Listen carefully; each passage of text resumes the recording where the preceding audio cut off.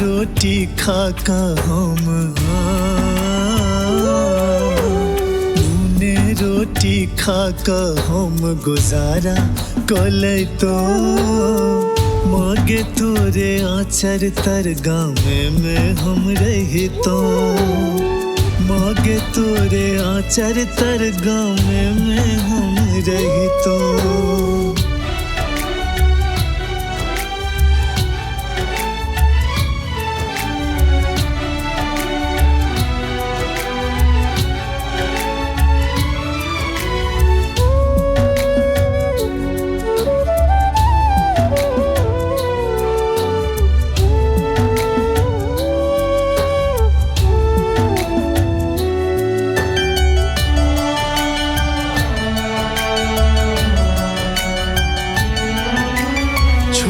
का अपन गाम एलौ परदेश बेगाना छै ककरो सो ककरो मतलब ने सब अनजाना छै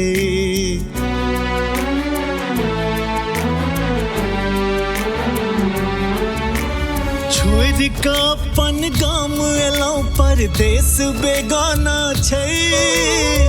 ककरो सो ककरो मतलब ने सब अनजाना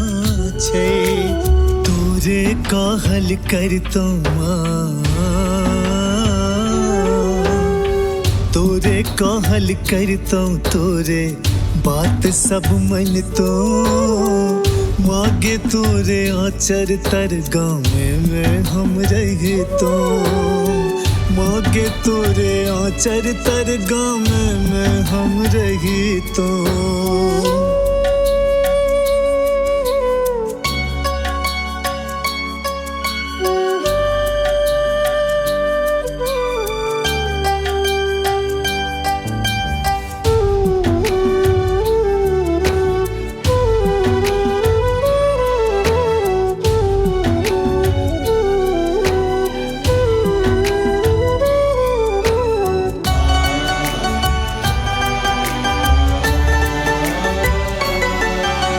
जखन जखन तू मोन पड़ै छै हम बड कानै छी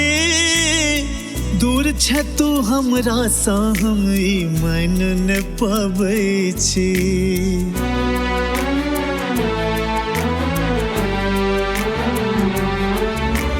जखन जखन तू मोन पड़ै छै हम बड कानै छी दूर छै तू हमरा सा हम मान न पाबै छी रहितै जे रोजगार गे माँ रहितै जे रोजगार तो हमहूँ मिथिले में रहितो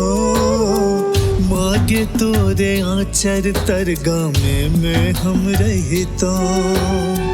मागे तोरे आचर तर गाँव में हम रहितो मागे तोरे आचर तर गाँव